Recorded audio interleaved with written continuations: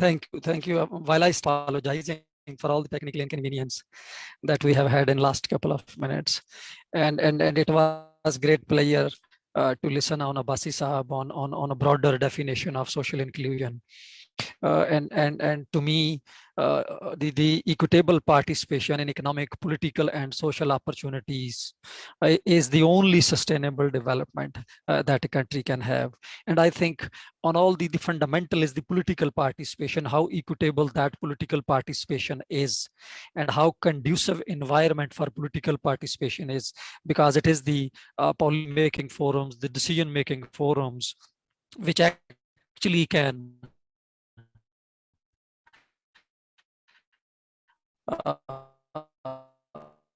pave the ways for the economic and the social explosion, other opportunities, economic opportunities arising. So it was great that this time the government in local bodies election is very much recognizant of this issue, that you cannot achieve a broader social inclusion if your decision-making forums are not inclusive and participatory by different segments of the society. Unfortunately, in Pakistan, region, residence, age, ethnicity continue to define and shape your participation in economic, political, and social opportunities.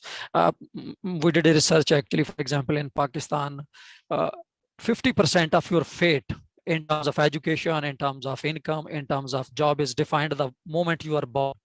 If you are born to a poor father, you are 50% high probability to remain poor because your father was poor. If you are born to a dishwasher, at the time of your birth, it is designated 50% probability that you will end up being a dishwasher. This is how inequitable opportunities are. One of the key axiom of this sort of the distribution, unfair, unequitable distribution, is the gender actually itself.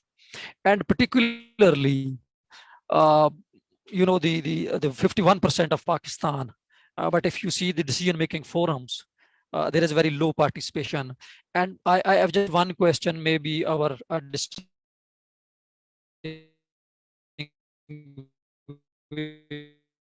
panelists can touch upon, being kind of representation we will be giving, how we will be giving representation that has implications. For example, is it by the nomination, like it has done in Pakistan, that you nominate some providing and nominate participants and the environment motivates them. They are as free, as active in participating in local government elections as are the male members, because these two have a very different implications in terms of promoting social inclusion. So to me, the local government building blocks, if you see the SDGs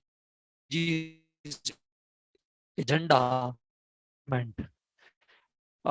in which all the marginalized, all the vulnerable groups of the society can have an opportunity to participate. Ideally, without nominations, maybe in the short run, we can start by nominations, by the seats. But in the long run, the medium, we have to provide that opportunity where they do not need any nominations, where they can come forward, they can compete in as anybody else can do. And this is not only to the gender, to the farmer community, to other marginalized and poor, those who are living in the rural areas, in the backward areas. But I think gender remains a cross-cutting theme across all these. You go by the farmers, you go by the rural, or you go by the urban, gender will be critical. So I think this is will be critical, how representative local bodies themselves are. And I look forward to hear our distinguished panelists. I thank you once again for all the panelists and Abbasi Saab who have joined us. Thank you.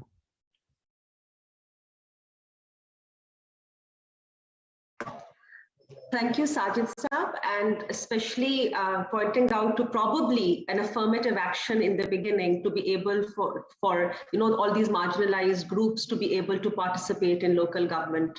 Now I would like to invite Mr. Ulrich Hose, who is the cluster head for GIZ governance stream. Thank you, sir, for joining us. Thank you for actually making this very interesting and very important conversation possible at the SDPI event. Over to you, sir. Thank you so much, Ms. Khan. I'm sadly enough only here to give a short speech and introduction, but I would have loved to join. Assalamu alaikum. I'm very happy to have you all here. And on behalf of the GIZ, it is my sincere pleasure to welcome you all to this outstanding panel on local governments and challenges to social inclusiveness in Pakistan. And I do hope I'm clearly heard to all. Are there any technical problems, or is my voice clear? I'm happy to hear that.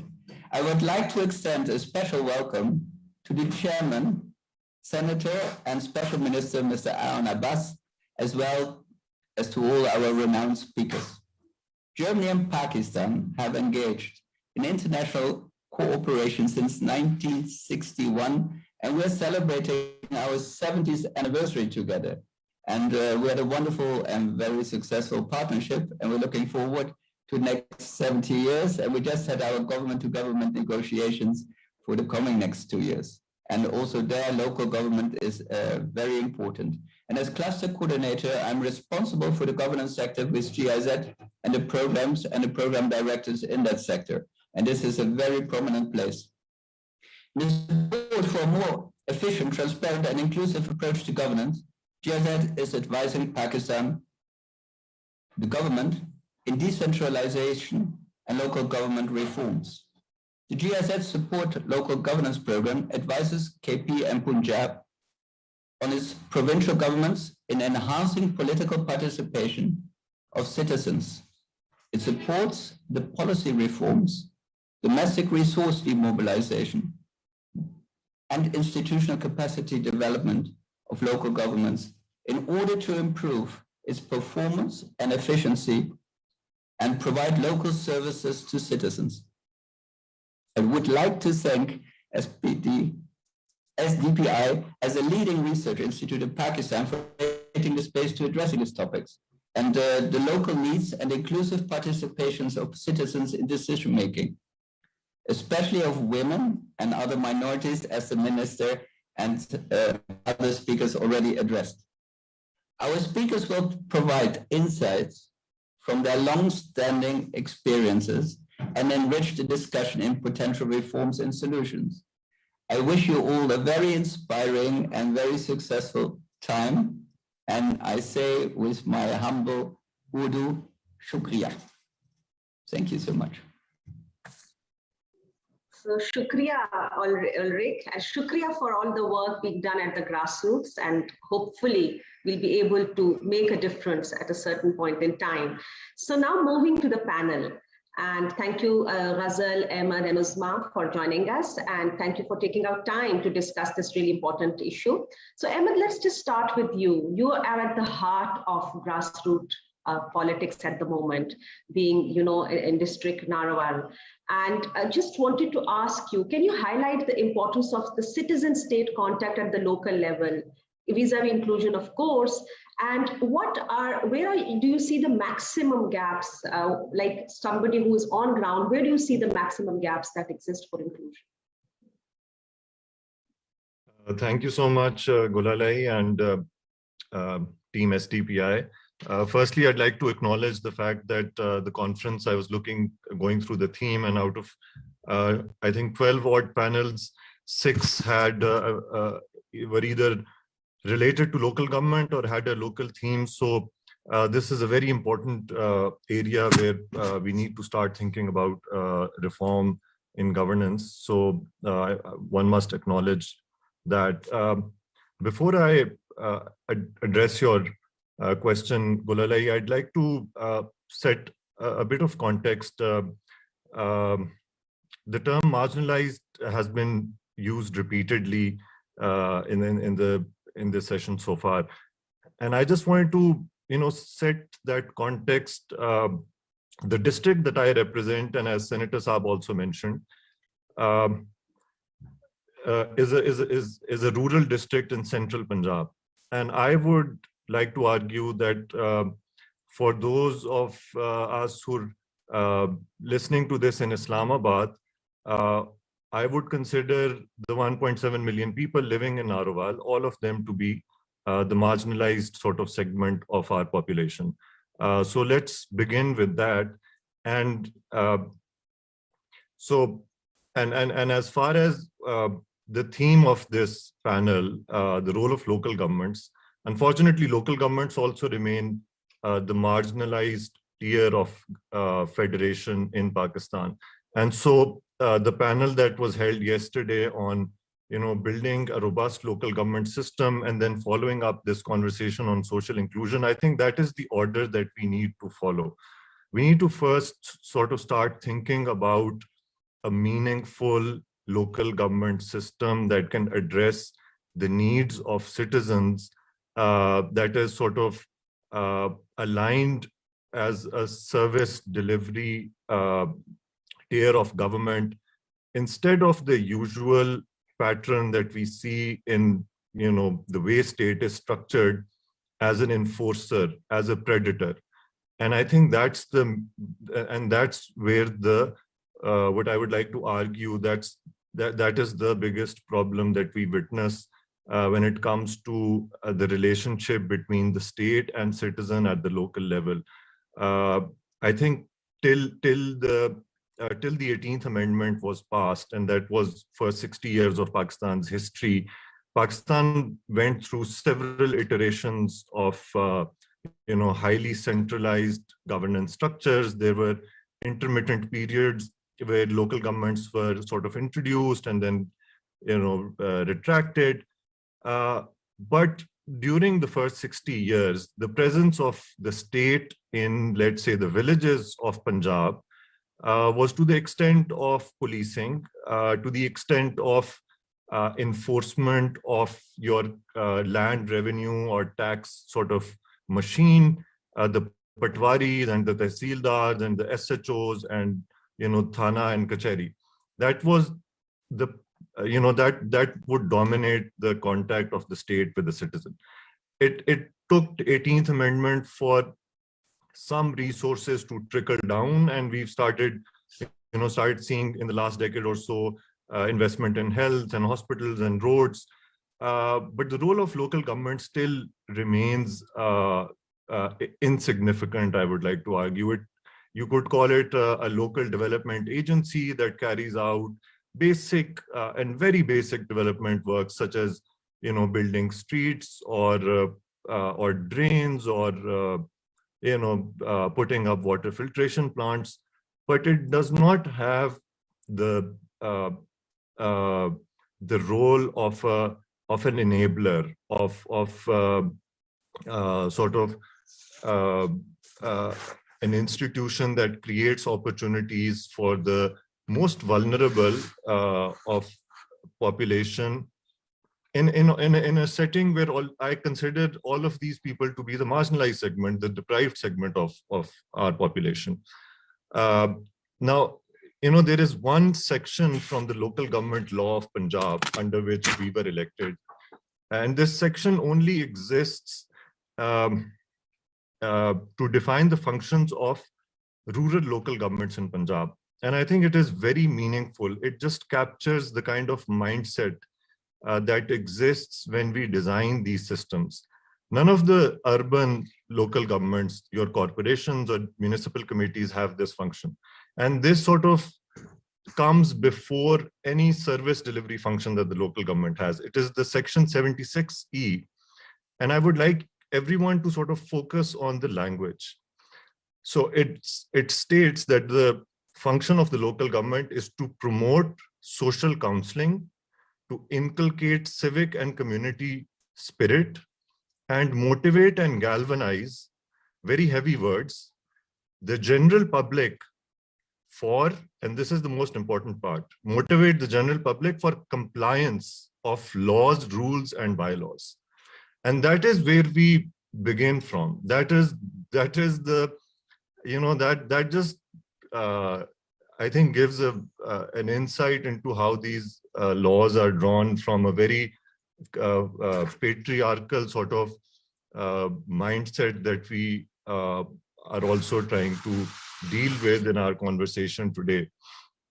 And I think till these laws and this legislation is done through an extremely inclusive process, we cannot sort of create those institutions. There is a need for a complete paradigm shift in terms of how we view citizen engagement. Currently, the citizens have to find their way to sort of navigate through this extremely complicated institutional setup at the local level, where there are, for essentially local functions, you have the federal government that is running utilities, you have the provincial government that is running everything from sports to social welfare to population to veterinary hospitals to basic health units and dispensaries and schools. Even the student council, the parent-teacher councils in our local schools have been hijacked by the provincial department. And then there is local government, which has very little role. And I mean, it exists sort of as a placeholder, I would like to argue at this point. So I think the gap sort of exists in the absence of robust sort of local government laws, because there is a lack of consensus. There is need for political consensus, be it at national level or provincial level.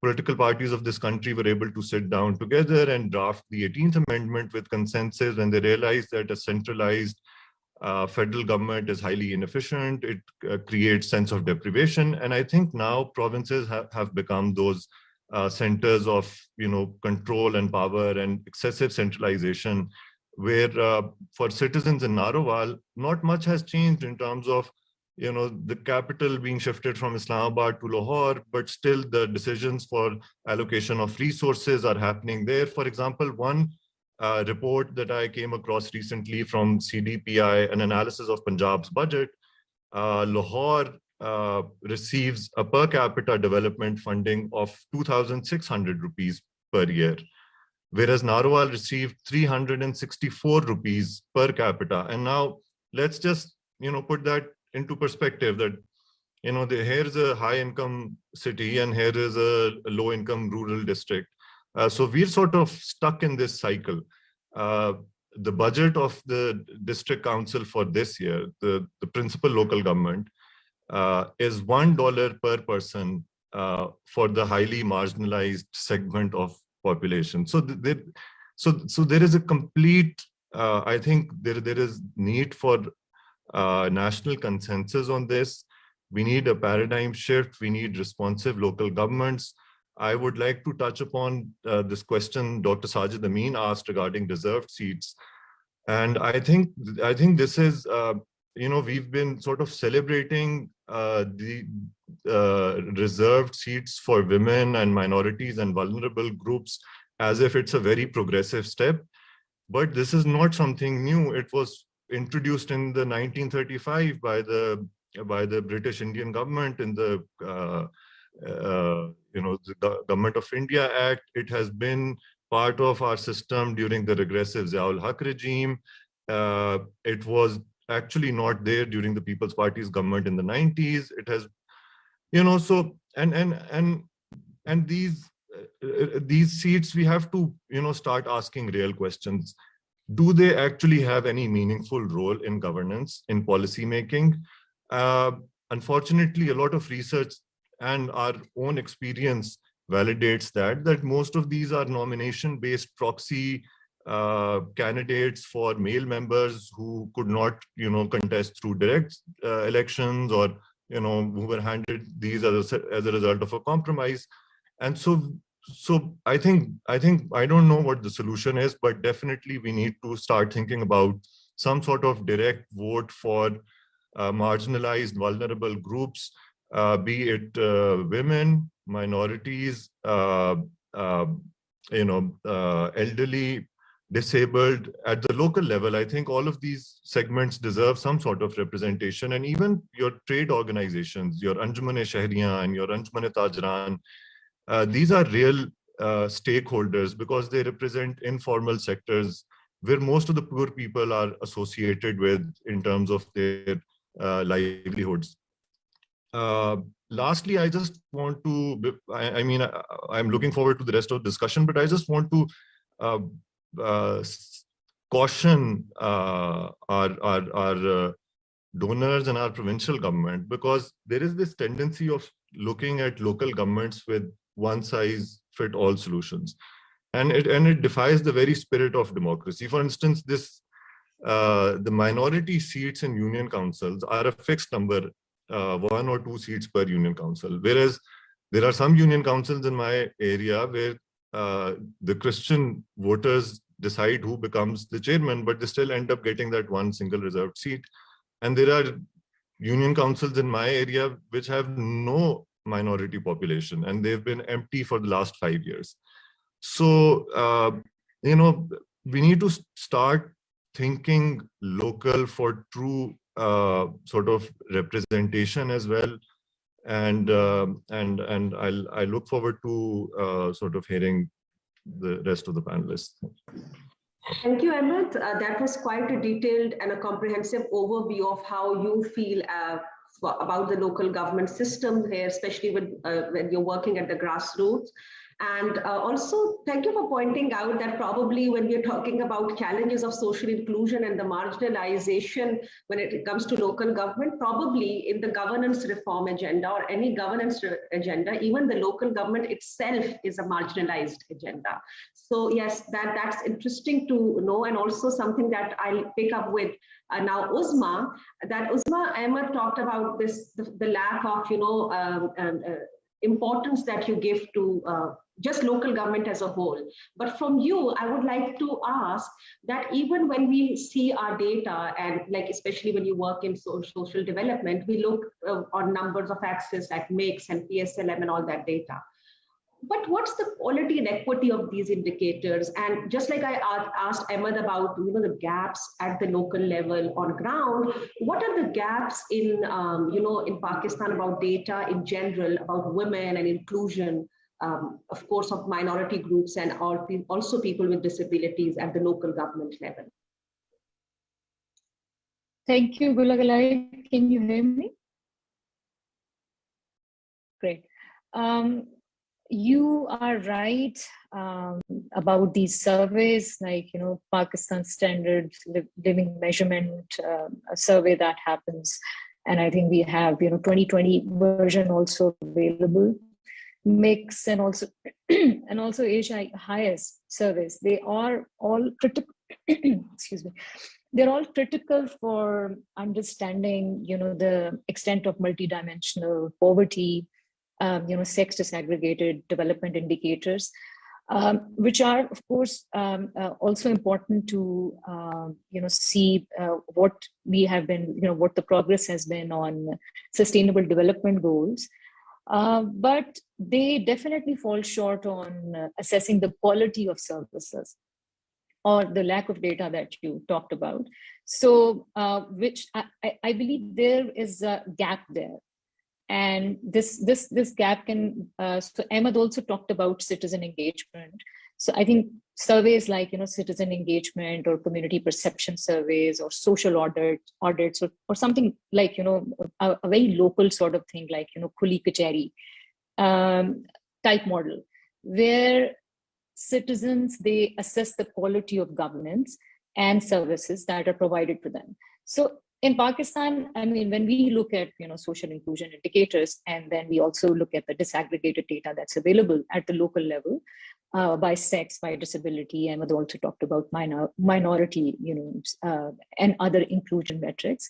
So some information is definitely available, but of course not much on the quality of service provision. At least I don't think there is any recent information that's available. Maybe in the audience, if we have someone from UNDP or from some other international agency, if they have collected some information, I'm not aware of that. So, but you also talked about, the inclusion, the overall data. So yes, Ahmed also talked about it. So the legislative frameworks that are available at the provincial level for local governance, they all have quotas for women.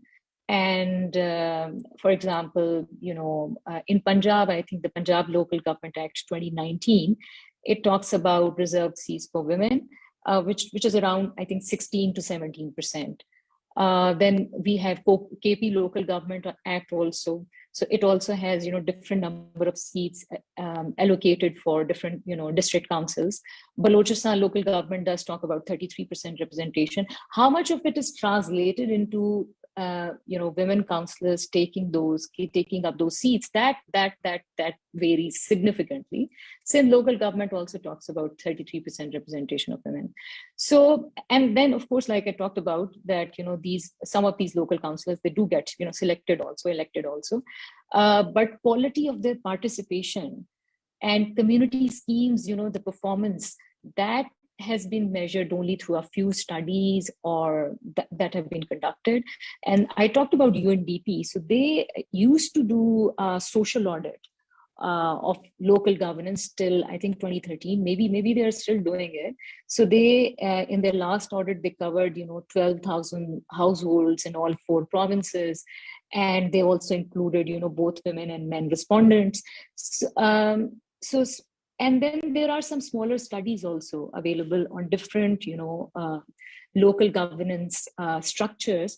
For example, I'll just give an example of a study that was done in KP, in Karak district in 2019. So that found that, it was a qualitative study, and they found that most of the elected women councillors in that area, that they interviewed, they were unaware of their responsibilities. And men of their families, in fact, they performed their public duties. And majority of these women district councillors, they were, 50 plus in age, and they were also not educated, they were illiterate. And they also talked about, local customs dictating that, entry of a young woman into politics in a public sphere is considered dishonorable. And majority of the respondents in that survey, they also mentioned that women councillors, they were not consulted in political discussions and decision making in the local councils. And one of the women councillors actually said that, there is a corner in a district assembly hall where, where they are, all these women, they are there. And while men of their family, they discuss issues with men councillors on their behalf. So, and main reasons, again, these women councillors, they cited about like, parda, lack of education and no previous political experience. So they also mentioned that women councillors, they can't effectively participate in political process because it was not possible for them to interact with their male counterparts because of the cultural barriers. But at the same time, they also said that, their presence in the local councils, and at least in numbers, it is a significant step in the right direction. And it does bring a ray of hope for women, poor women in Khyber Pakhtunkhwa society. So I think studies like that, I'm not going to generalize, but since they are very few and far between, so we need certain such surveys, such studies to be more in the public sphere, so that we could see how much participation is being done from women, from minority groups, from people with disability, because quotas are there, but are they effectively being implemented? That can only be assessed if we have such qualitative surveys available. Thank you, Uzma. Actually, your point about sharing the experiences about women councillors resonates very well with what Ahmed talked about, the fact that even when you have these representatives, they are, either because they come from those backgrounds and then they have no real decision-making powers. And especially when you talk about not even being included in the public decision making that they're being there for. They're on those seats, but they're not being able to. So Ghazal, I had a different question planned for you, but since the conversation is happening in a way where they've talked about women in leadership roles and also at these representative levels, you've done a lot of work with women counselors, and you've done some research also on this. So would you like to share what has been your experience with women counselors at the local government level? And were the challenges the same as what Uzma talked about, or were they different for you? Because she talks about KP, your work was in Punjab, so would love to hear from you about that. Thank you, Gulale. Yeah, so really interesting insights from Ahmed Saab and Uzma. Yes, what Uzma mentioned, my findings in Lahore and Kasur were very similar. But before I get into the dismal findings, let me also talk about the importance of local government for minorities and women, because for years I've been studying women in the informal economy. And for women home-based workers, anyone that does, that is in any way connected to the policy, advocacy, and organizing of women home-based workers would know that there has been a lot of work being done at the national and provincial level. So we have draft home-based worker policies at the national and provincial levels in Punjab, Sindh. The acts have even been passed. So in Sindh, the act has been passed. So a lot of work has been done by activists, but we do not yet see action on the ground, right? So registration of home-based workers just began in October, but abhi tak unke wo, their benefits has not started coming in. So what these women decided, along with the activist support around them, 2-3 years ago, is that they need to stop waiting for the local government, to come and solve their problems. They said, well, we are going to fight the fight ourselves. And finally, the latest results are that of the 88 women that were fighting in Punjab and Sindh, 35 have won seats. So 35 women home-based workers have won seats for the first time. This is a great win. And that is because they've realized, I think what Ahmed Saab was also talking about, that the impact that you can make at the local government level, provincial and federal, is not possible for people who are politically disenfranchised, right? Or that cannot benefit from dynastic politics. So that's the good news, that people are realizing, these women who have been part of the policy and advocacy process and have been disenchanted have realized that this is the avenue for them, and they have to stay there and keep fighting. So that's, but then to move on to my research in Punjab, and Uzma mentioned we need to do qualitative work on this to understand more, and so that's what our research was. So my students and I did this research at a qualitative level. So we did focus groups, we did in-depth interviews in Lahore and Kasur, and you would think Lahore ke results achhe hone chahiye, we're this urban space, but unfortunately the findings are very similar to what Uzma has just talked about. There were lack of access to government funds. Women did not even have access to basic infrastructure like bathroom facilities or offices. So the chairman's office was the only place where they get to sit, right? And then when they take their proposals, they are exactly, as she said, they're sidelined. And then they're expected to maybe be involved in what are called feminine problems like domestic disputes. So, these patriarchal dynamics do determine. And then we had a female counselor that said, "Main like to ho gayi hu, but it's my husband who does all the work. I'm not allowed out of my house." So, because just as Uzma said, these women are slapped with this idea that they're dirty women if they step out, and we see this in the economic sphere. So economic and political, all of this, it's very patriarchal dynamics are very, very similar. And the interesting thing is, you also mentioned previously before we started the panel that you'll ask me about international research, and the international research really mirrors a lot of this. At the same time, there is a push internationally and within Pakistan that this narrative that women are inherently naked, right? That they are going to fight corruption. But I'd like to, go back to the Shahzad Roy's song that "Nek wo hai jisko mauka nahi mila."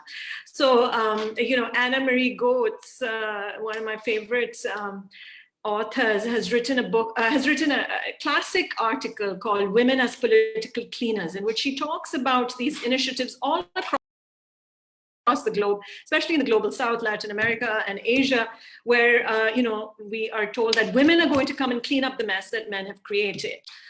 But then, this book that is a must-read, Sadaf Ahmed, anthropologist at LUMS, has just written an excellent ethnographic account of women police officers across the nation in Pakistan.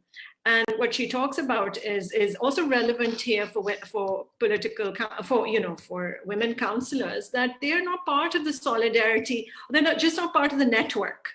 So as they are kept sidelined, they, wo corruption kya clean karengi, they are just not allowed in those spaces, not taken seriously. And that comes from, we begin that conversation at the household, and then we continue it in our economy and but at the same time, the women counselors that we talked to did say, okay, women come to us and the other minorities. So for instance, it's always a double whammy. If you're a minority, if you're a woman and then a Christian, a woman and a Hindu. So those intersecting inequalities, if you have representatives at the local government level, in districts, just as Ahmed Saab said, in districts where they are there, where we have those populations, then there is that door that opens, where you can go and get your very particular specific issues, someone to listen to them. Ghazal, that was very interesting, as women as political cleaners, and this concept of where mauka mile to, everybody would be the same. But right now, probably the mauka is what we're looking for, and let's hope that when those marginalized and all those who are not represented in the local government level are able to make a real difference, and our struggle is not in vain. However, there's this, there's also this difference between how different local governments in Pakistan operate. So Ahmed, I just wanted to ask you this question because right now, politically charged environment here in Punjab, especially when it comes to the local government elections and everything. So do you feel that because of that, we are talking about the lack of women leadership, and you've really talked about this marginalization that local government as a whole feels in the whole governance reform sector. Do you think that it's because of these really patriarchal attitudes that happen, and also those social cultural barriers, that there might be a will, but it is about the attitudes and the barriers that stop people from, from these local governments to be inclusive? So while we have Ghazal and even Uzma giving us some insight into probably, people do get there, but then they're not able to perform, or they're not the way they should be representing their community that they're being elected for. So can you please just talk a little more about that, especially in Punjab?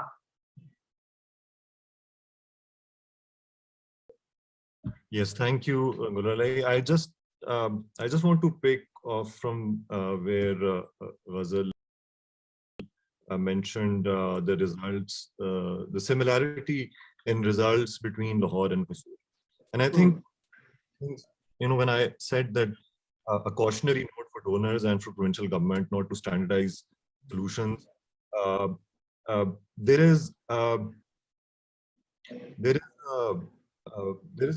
there is an institutional sort of embedded discriminatory. There are clauses that are discriminatory in nature in the local government. For instance, cities get a long list of functions which include some basic things like solid waste management and sanitation and all of that. And the rural population is condemned to inculcating a sense of civic and community spirit, because we feel like they are lesser citizens. I mean, the reason I read that law is like, why was there a need to specifically instruct the local governments to inculcate a sense of community in villages? Why is that not there for cities? Cities get a large share of your funding. Rural areas are deprived. And then there are these notions attached about rural areas as if they are more regressive. Sitting here in Lahore and Islamabad, but I would like to argue that they're not. They are distinct, separate entities anywhere in the world. You know, if you're in the US, the Bible Belt or the Northeast or whatever, two different, I mean, you can't recognize one from another. I mean, and this rural urban way of life is different everywhere.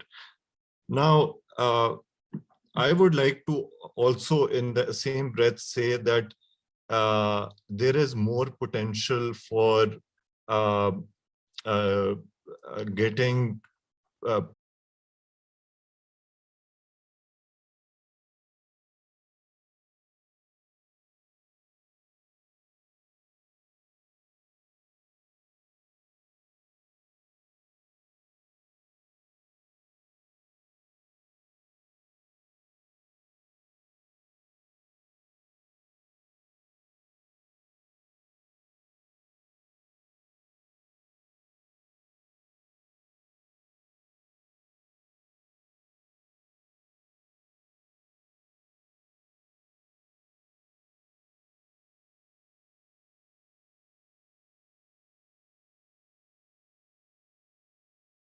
their representation will remain token. So other things definitely, I mean, which we have been exploring in the session also, the lack of data on quality, on the services that are being provided at the local district level. What is their quality? So that is completely missing. So definitely we need social audits. We have done it here in Pakistan also, but I think the best examples we can find from the region are from India, where they had this consistent state-led exercise of social audits for NREGA, which is National Rural Employment Guarantee Program, which also had a very specific quota for women, and it led to women's empowerment, also economic empowerment in some cases. So that so those case studies or those voices, they were captured through the state-led social audits. So we have examples, where civil societies have led social audits and governments also have led social audits. So I think something like that, we need a regular citizen engagement, community satisfaction, community user satisfaction survey that has to happen to understand what's been happening. And I think another thing would be, I think Ghazal talked about it, maybe she would want to highlight that again, the network of women counselors. I mean, if women counselors, if there are opportunities where they can come together, talk about their experiences. So that sense of isolation, that they feel,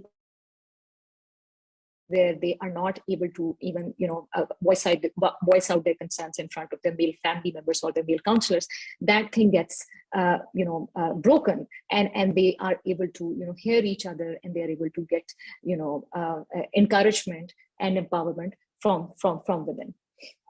Sorry, before you go, I just wanted to highlight also things as basic as provision of toilets, provision of daycare facilities. That's also something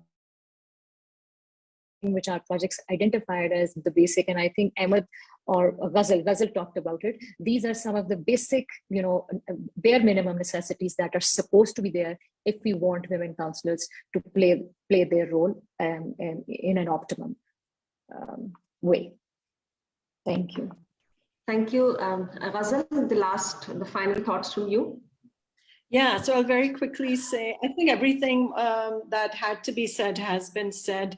But one broader thing that I'd like to say is narrative. Who gets to define the narrative? And Emma talked about this. So the liberal urban elite have a very sanitized view of themselves, and a very, the other is the rural people who the voiceless poor, right? So, and he busted those myths for us. So I think it's very important to talk about discourse. I mean, when Emma was talking, I just wanted to, say, please come and talk to my elite students and LUMs and tell them these realities, because we don't understand these realities. I mean, women driving, women on bikes in Narwal, and women in the universities at Narwal, is the kind of discourse we need. We do not have this, the helpless, disposable woman is far from the truth. And they, and that's what we need to do, open up these spaces, for instance, this space, and make it truly more democratic. So that's all I would like to say. Thank you. Everything that has been said already. Thank you, Ghazal. Thank you for this thing about this, let me sum it up. So we had a really, really good discussion, and I'm really happy because this was not the typical, politically correct discussion. We actually looked at the root cause of these problems. So we realized that number one, the first thing that needs to be done is please put local government at the top of the governance agenda. It can't be, just a marginalized thing. Oh, we'll look after this later after we win the National Assembly and the Provincial Assembly seats. No, it has to be at the heart of governance. Number two, inclusion. We see that it's happening, but there is a lot that needs to be done. We have seen some successes when it comes to capacity building. We have seen some indigenous, community-driven engagements and initiatives really, really help. We have seen empathetic leadership work for local governments as well. We have seen a lot of development partners having very sustainable projects that, and the sustainability, the aspect which has worked for local government. But there's so much that still needs to be done. You talked about narrative. Do we need the sanitized narrative of those who can speak English only, or are we looking at truly indigenous conversations, truly local conversations at the local level? So yes, we begin from here, but then we have to go down and talk to everybody. It was an amazing, session. Really thankful for everybody to have joined and shared their thoughts. Thank you, Ahmed, for being so candid. Thank you, Ghazal, for bringing that academic perspective, which we see sometimes missing. And Uzma, thank you again, as always, for this really, really important thing about, please, we need more data, we need social audits, we need more interventions to be able to have inclusive local government systems in Pakistan. I would love to have you on in another session. Let's have something to follow up on what we've done after this conversation is over. Thank you so much. Thank you, Gulalai. Thank you, everyone. Thank you. Thank you. Thank you so much. Bye. Thank you so much.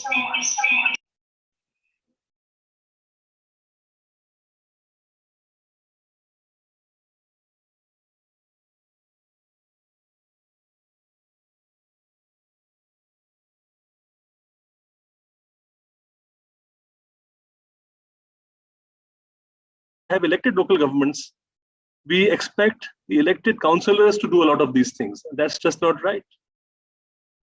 Now, most union councils have one or two officials who are also poorly trained, who are now doing some civil registration and vital statistics work, but nevertheless, really under capacity. So I think that all of that will have to happen. And I agree with Madam Binish's point and the other gentleman's point that, some of this validation and some of this, people being in and out of registries would have to be the responsibility of the local level of government. But you can't do this by saying that, look, the entire thing can be outsourced for free to elected officials. I think that you will have to be actually much more careful. You'll have to set up systems properly. A union council currently in Pakistan is, virtually the size of a small district at the time when the districts were made, right? So actually, these are huge territories, right? So you have the average union council in Sindh has a population of about 25 to 30,000 people. An average union committee in Sindh, in the urban areas, has a population of 75 to 100,000 people. These are massive. The amount of capacity we have there is very, very minimal, very thin, right? How we get around that in our different programs, we're just being innovative and clever. So we're leveraging the presence of the health service provider in one program. You will leverage the presence of the education service provider in the other. And in some places, we'll have to put in our own people. But we will have to do that also very carefully because, we can't expand a huge, HR footprint on this. But I think that there is a discussion to be had, and I agree with a lot of the spirit of the discussion here, that we need to be thinking in a coordinated way. We need to be thinking in a joined-up way. We need to settle certain principles as to what will be the federal areas of work, what will be the provincial areas. At the moment, we are getting there, I think, gradually through practice. But I think that we will probably need to do it in a much more cooperative way, in a much more dialogue-centric way. As the political opportunity arises. At the moment, unfortunately, I can speak, unlike some of my colleagues on the panel, I can speak from a political point of view as well, because that's what I'm representing. And I feel that at the moment, the political circumstances are not right. They're not opportune for this level of dialogue.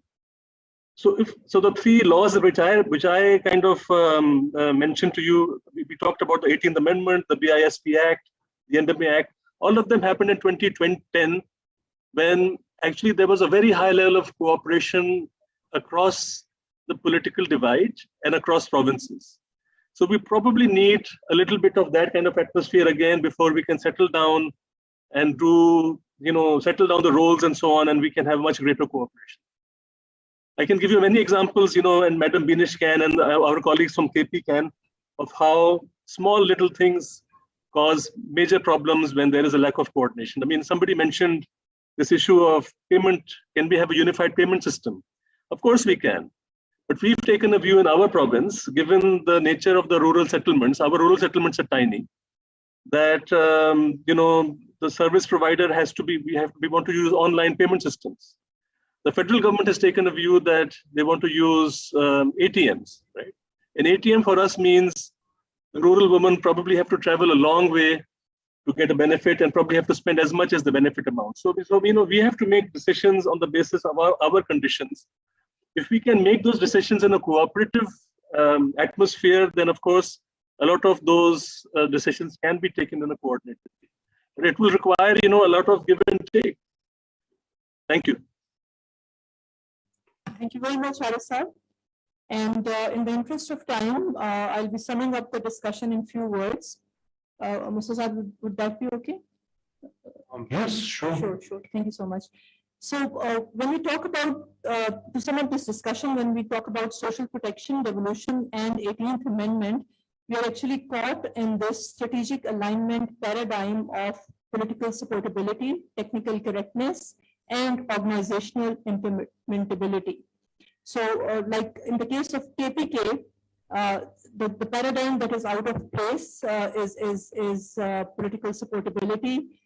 For actually this technical correctness that is also missing, because in terms of defining social protection under the umbrella of 18th Amendment, we need to be very clear of the distinctions and the items on the federal and provincial list and how they are interrelated.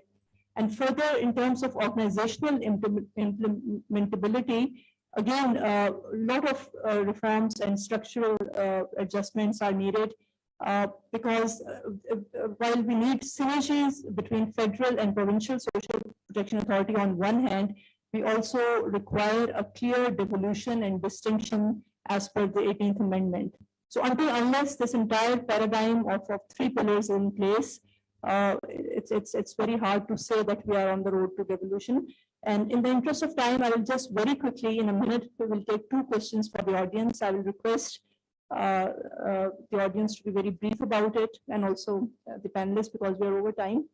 So please, if you have any questions, please do ask. Gigi, sure.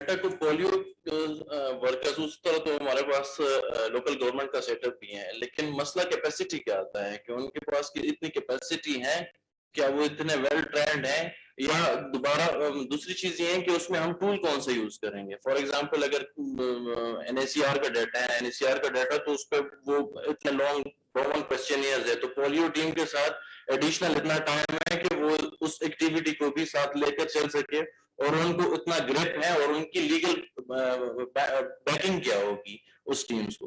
तो ये problems आ रही हैं इसमें, although कर तो सकते हैं, लेकिन ये है कि उसमें ये प्रॉब्लम्स। मैडम अगर आप आप बिल्कुल ठीक कह रहे हैं कि ये जो टीम्स जैसे पोलियो टीम्स हैं या हमारे पास लेडी हेल्थ वर्कर्स हैं, इनकी अपनी असाइनमेंट्स इतनी ज्यादा हैं कि ये काम करना फिर बहुत मुश्किल हो जाएगा। May be 1 house hold per day कर रहे हो तो यू कैन इमेजिन कि हमें कितना वक्त चाहिए होगा ये सारा सर्वे कंडक्ट करने में। और फिर दूसरी ज्यादा इम्पोर्टेंट बात ये कि आप मीन्स क्या यूज कर रहे हैं। अगर तो हम PM की जो NACR का डाटा है उसके मुताबिक कर रहे हैं तो उसकी वेरासिटी को चेक करना एक और इशू होगा कि कितनी हद तक आपने सही डाटा इंटरप्रेट भी, जो रिस्पॉन्सेज है उनको इंटरप्रेट किया है, सही डाटा कलेक्ट किया है कि नहीं किया। So it's not as easy as we think it is. It's a difficult job. I think that is why provinces are feeling a little shy in doing that, or it requires lots of resources as well. तो वो फिर अगर आप बार-बार same चीज के ऊपर resource waste कर रहे हैं तो that is actually a wastage which could have been avoided and could be avoided. Very much. We have another question, please, sir.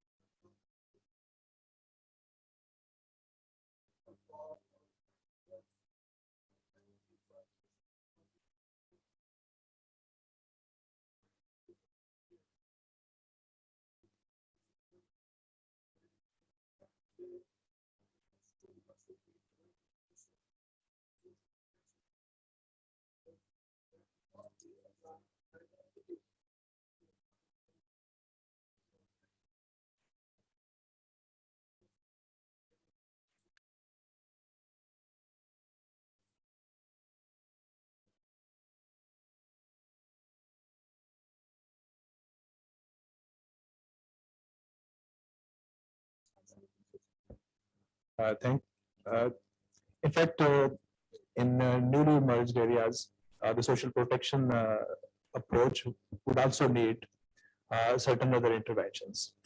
First of all, we have to mainstream the people of FATA in their say in the government. So social protection, where social protection is concerned, they are unprotected people. The whole life cycle approach you would find in FATA. We need to work on children, on nutrition, on schools, on health, on employment, old age benefit, everything. For the whole life cycle approach we need, and we need specific and special funding to invest on FATA to bring at least the FATA people at par with. And so in our social protection policy, draft policy, we have a specific emphasis on improving an investment on FATA. So recently there was a 2 billion rupee project only for FATA, but that is not sufficient. We need more resources, and obviously with this we need to develop hospitals, education, the facilities, schools. This also come under the purview of social protection, in fact. And I agree that the social protection's normal approach would have to accelerate, and we have to design specific localized interventions to at least help FATA people to come at par with the other districts. So, Mr. Isab, just before we finished, I've been asked if I can take one policy recommendation in a sentence from each of the panelists. We would be grateful. Thank you very much. Please, Ma'am Binish, if you can go first.